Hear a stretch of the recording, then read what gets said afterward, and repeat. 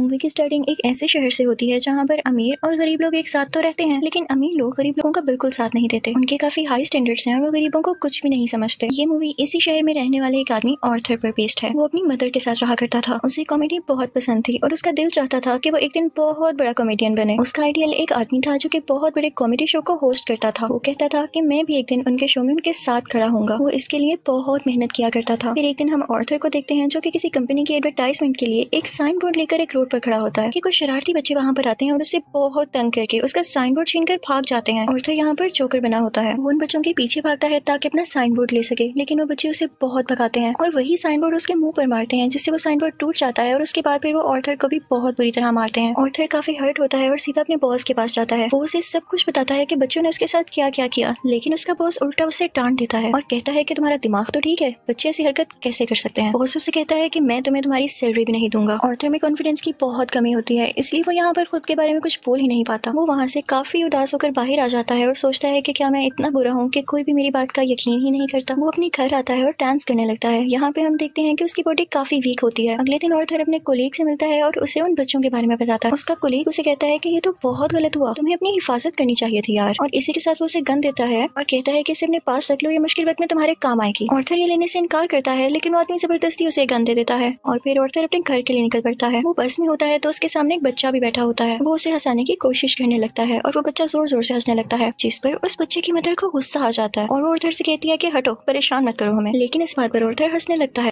In fact हमें बताया जाता है कि ऑर्थर को कोई सीरियस साइकोलॉजिकल इशू होता है और वो अपनी हंसी को कंट्रोल ही नहीं कर पाता। उसे कहीं पर भी हंसी आ जाती है। वो बस में बैठे हुए उस लेडी को एक कार्ड देता है जिसमें उसकी डिजीज के बारे में सब कुछ लिखा होता है। वो घर आता है और अपनी मेडिसिन लेने लगता है। इनफैक्ट वो गरीब था और ये दवाई बहुत एक्सपेंसिव थी, तो वो गवर्नमेंट के बनाए गए मेडिकल सेंटर से ये दवाई फ्री लेता था। वो एक दिन अपनी साइकियाट्रिस्ट के पास जाता है। वो उसे कहती है कि मुझे अपनी डायरी दिखाओ कि तुम क्या क्या लिखते रहे हो। जैसे ही उसकी डायरी खोलती है उसमें ये लिखा होता है कि मैं उस तरह नहीं मरना चाहता जिस तरह बुरी तरह से मैंने जिंदगी गुजारी है। फिर ऑर्थर वहाँ से अपने घर जाता है तो उसकी मदर उसे पूछती है कि क्या थॉमस की तरफ से कोई लेटर आया, तो ऑर्थर कहता है कि नहीं, आज भी नहीं। इनफैक्ट थॉमस इस मूवी में बहुत ज्यादा रिच बिजनेसमैन दिखाया गया है और लोग उससे बहुत डरते हैं। उसकी माँ उससे कहती है कि अगर उसको हमारी हालत के बारे में पता चलेगा तो वो हमारी हेल्प जरूर करेगा। अगले दिन जब वो बाहर जाता है तो वापसी पर आते हुए रास्ते में उससे एक सिंगल मदर मिलती है जिसके साथ एक छोटी सी बेटी भी होती है। वो ऑर्थर को काफी अच्छी लगने लगती है, लेकिन वो अपने घर आ जाता है। यहाँ उसकी मदर उससे फिर उसी लेटर के बारे में पूछती है तो ऑर्थर कहता है आपका क्या लेना देना है उससे, वो हमारी मदद नहीं करेगा। अगले दिन हम देखते हैं कि वो सिंगल लड़की ऑर्थर के घर पर आती है। वो उससे कहती है कि मैं कुछ टाइम से नोट कर रही हूँ कि तुम मेरा पीछा कर रहे हो, जिस पर ऑर्थर उसे कहता है कि हाँ, मुझे तुम अच्छी लगी हो। तो इस पर वो लड़की हंसने लगती है और जल्दी उन दोनों में दोस्ती हो जाती है। ऑर्थर को एक और जगह से जोकर की ऑफर आती है। वो एक चिल्ड्रन हॉस्पिटल होता है और जब ऑर्थर वहाँ पर जाकर डांस कर रहा होता है तो उसकी पॉकेट से वही गन बाहर आकर गिरती है। सब बच्चे डर जाते हैं और स्टाफ हैरान होता है कि इसके पास गन क्या कर रही है। ये बात फैलती है और उसे इस जॉब से भी निकाल दिया जाता है। वो अपने बॉस को कॉल करता है कि ये तो सिर्फ एक टॉय गन है, तो उसका बॉस उसे कहता है कि झूठ मत बोलो, मुझे तुम्हारे कॉलीग ने सब कुछ बता दिया है कि तुमने खुद उससे गन ली। यहाँ पर ऑर्थर का दिल दोबारा से बहुत दुखता है कि उसके कॉलीग ने तो उसे जबरदस्ती ये गन दी थी। फिर हम देखते हैं कि ऑर्थर ट्रेन में घर जा रहा होता है और वहाँ पर 3 बिजनेसमैन भी होते हैं जो कि थॉमस वेन के ही आदमी थे। वो ट्रेन में बैठी हुई एक लड़की को छेड़ रहे होते हैं।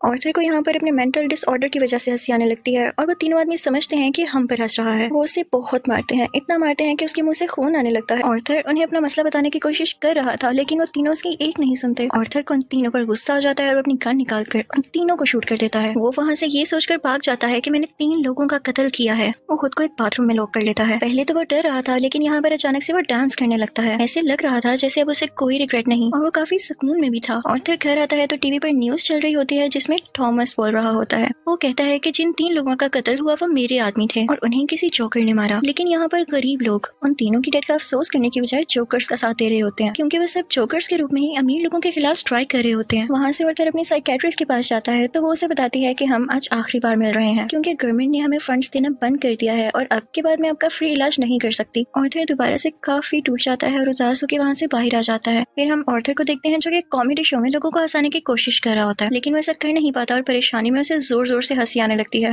इस वजह से उसका शो खराब हो जाता है और वो घर आ जाता है। घर आने पर उसकी मॉम उसे कहती है कि बेटा ये लेटर थॉमस के लिए पोस्ट कर दो। ऑर्थर जब ये पढ़ता है तो उसे अपनी आंखों पर यकीन ही नहीं आता। वो अपनी मदर के पास जाता है और कहता है आपने मुझसे सब कुछ क्यों छुपाया। उसकी माँ उसे बताती है कि बेटा मैंने ये जानकर नहीं किया। इनफैक्ट थॉमस और मैं एक दूसरे को पसंद करते थे और इवन शादी भी करना चाहते थे, लेकिन मैं बहुत गरीब थी और वो बहुत अमीर, तो हम सोसाइटी की वजह से शादी नहीं कर सके। ऑर्थर अपने बाप से मिलने के लिए निकल पड़ता है। जब वो वहाँ पर पहुँचता है तो उसके घर के गेट के पीछे थॉमस का अपना बेटा खड़ा होता है। ऑर्थर उसके सामने बच्चों जैसी हरकतें करने लगता है और उसे भी हंसाने की कोशिश करता है, लेकिन तभी वहाँ पर थॉमस का बटलर आ जाता है। वो उस बच्चे से कहता है कि स्ट्रेंजर से बात नहीं करते और ऑर्थर को वहाँ से जाने के लिए कहता है। ऑर्थर उससे कहता है कि मैं सच्चाई से पर्दा हटा कर ही जाऊंगा। मेरी माँ ने थॉमस के यहाँ 30 साल काम किया और वो दोनों एक दूसरे को पसंद भी करते थे और मैं किसी और का नहीं थॉमस का ही बेटा हूँ। जिस पर बटलर उसे कहता है कि तुम भी पागल हो और तुम्हारी माँ भी पागल है। उसने स्टोरी अपने पास से बनाई है, उसका थॉमस से कोई लेना देना नहीं है। ये सुनकर ऑर्थर को काफी बुरा लगता है और वो वहाँ से चला जाता है। ऑर्थर जब घर जाता है तो उसे पता चलता है उसकी मॉम को कोई अटैक हुआ है और उन्हें हॉस्पिटल शिफ्ट किया जाता है। ऑर्थर जब बाहर बैठा होता है तो उसके पास 2 पुलिस ऑफिसर्स आते हैं। वो उससे पूछते हैं कि ट्रेन में उस दिन जो 3 आदमी मरे, क्या तुम उनको जानते हो? तो ऑर्थर आगे से कहता है नहीं, मुझे क्या पता होगा। उसे पता चलता है कि इन पुलिस ऑफिसर्स ने उसकी माँ से भी सेम क्वेश्चन किया था, जिसकी वजह से उसकी मॉम को अटैक हुआ। वो अंदर अपनी माँ के पास आ जाता है और वहीं पर वो सिंगल मदर भी होती है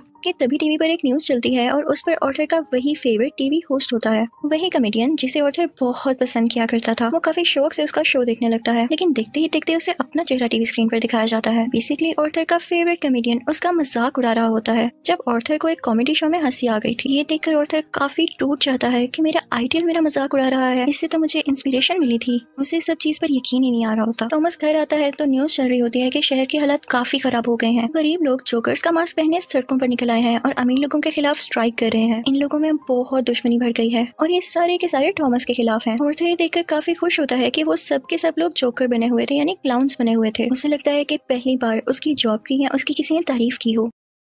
अब जहाँ पर वो गरीब लोग स्ट्राइक कर रहे थे वो एक थिएटर था। उस थिएटर के अंदर अमीर लोग एक मूवी देख रहे थे और वहाँ पर थॉमस भी था। उस स्ट्राइक को रोकने के लिए पुलिस वहाँ पर आ जाती है और उन्हें मना करती है। हर तरफ हलचल मच जाती है और इस चीज का फायदा उठाते हुए ऑर्थर उस थिएटर के अंदर चला जाता है। वो थिएटर के वॉशरूम में जाता है जहाँ पर थॉमस भी आया था। ऑर्थर उसके पास जाता है और पोलाइटली कहता है कि मैं आपका बेटा हूँ, मेरी माँ और आप एक साथ हुआ करते थे, याद करें। थॉमस उसे कहता है कि मैं इस नाम की किसी औरत को नहीं जानता और उसे जोरदार मुक्का मारता है, यानी पंच करता है, जिससे उसकी नाक से बहुत खून आने लगता है। ऑर्थर घर चला जाता है और कुछ टाइम बाद उसे पुलिस की कॉल आती है। वो इनफैक्ट ऑर्थर से भी इन्वेस्टिगेशन करना चाहते थे उस दिन के बारे में जब उन 3 आदमियों का कत्ल हुआ था। और तभी ऑर्थर को ये भी पता चलता है कि जो उसका फेवरेट कॉमेडियन था उसने ऑर्थर को अपने शो में बुलाया है। इनफैक्ट उसने ऑर्थर की जो क्लिप अपने शो में चलाई थी उसकी वजह से उसकी शो की रेटिंग काफी बढ़ गई थी, क्योंकि लोगों ने उसको पसंद किया था। वो बहुत खुश हो जाता है और तैयार होकर वहाँ पर जाने के लिए निकल जाता है, लेकिन उसे याद आता है कि थॉमस के बटलर ने कहा था कि मेरी माँ पागल है। तो वो उस मेंटल हॉस्पिटल पर जाता है जहाँ पर उसकी माँ का कभी इलाज हुआ था। वो उन लोगों से अपनी माँ की फाइल मांगता है। वो वहाँ से वो फाइल चुरा कर भाग जाता है। उसमें लिखा हुआ था कि ऑर्थर की माँ का किसी और के साथ रिलेशन था। वो उसे बहुत ज्यादा फिजिकली अब्यूज किया करता था, मारा करता था और इसी दौरान आर्थर के सर पर भी चोट आई थी, जिसकी वजह से वो आज इस डिजीज का शिकार है। वो वहाँ से सीधा अपनी दोस्त यानी उसी सिंगल मदर के पास जाता है, लेकिन हमें यहाँ पर पता चलता है कि वो तो थी ही नहीं। वो असल में सिर्फ और सिर्फ उसकी इमेजिनेशन में थी और उसको उसके विजन्स आया करते थे। आर्थर अपने माँ की चोट की वजह से काफी परेशान होता है। वो हॉस्पिटल जाता है और पिलो से अपनी माँ को मार देता है। घर आकर देखता है तो उसे एक पिक्चर मिलती है जिसके पीछे लिखा हुआ था कि मुझे तुम्हारी स्माइल बहुत पसंद है, जो कि थॉमस ने लिखा था और ये पिक्चर उसकी मदर की थी। यहाँ उसे एहसास होता है कि उसकी माँ झूठ नहीं बोल रही थी। वो अपना जोकर का मेकअप करने लगता है और यहाँ पर वो काफी दुखी होता है और उसे कुछ समझ नहीं आ रहा होता कि उसके आसपास क्या हो रहा है। तभी वहाँ पर उसका वही कोलीग आ जाता है और वो कहता है कि जो उस दिन ट्रेन में 3 कत्ल हुए और रिसेंटली तुम्हारी माँ का भी कत्ल हुआ, मैं उसके बारे में कुछ पूछना चाहता हूँ। आर्थर को लगता है कि लोग फिर से मेरा जीना हराम करने आए हैं और वो यहाँ पर अपने कोलीग को पूरी तरह से मार देता है। अब इसके बाद आर्थर तैयार होता है और अपने जोकर का फुल कॉस्ट्यूम पहन लेता है। वो अब अपने फेवरेट कॉमेडियन के शो में जाने की तैयारी कर रहा था। वो बहुत खुश होता है और रास्ते में डांस करता हुआ जा रहा होता है। वहीं पर वो दोनों पुलिस ऑफिसर्स भी आ जाते हैं जो उससे ट्रेन में हुए हादसे के बारे में इन्वेस्टिगेशन कर रहे थे। पर आर्थर वहाँ से भाग आता है और भागते भागते एक ट्रेन में घुस आता है। उस ट्रेन में और भी बहुत सारे लोग ऐसे थे जिन्होंने जोकर का कॉस्ट्यूम पहना था। पुलिस इतने सारे लोगों में उसको ढूंढ ही नहीं पाती, तो इसी बात का फायदा उठाते हुए वहाँ से बाहर आ जाता है और अपने फेवरेट कॉमेडियन के शो की तरफ जाता है। वो जब उसके सामने जाता है तो वो उससे पूछता है कि क्या तुम भी जोकर बने हो, क्या तुम भी अमीरों के खिलाफ प्रोटेस्ट कर रहे हो। आर्थर उसे रिक्वेस्ट करता है कि आप लोगों को मेरे बारे में कुछ न बताइएगा सिवाय इसके कि मैं एक ऑर्डिनरी जोकर हूँ।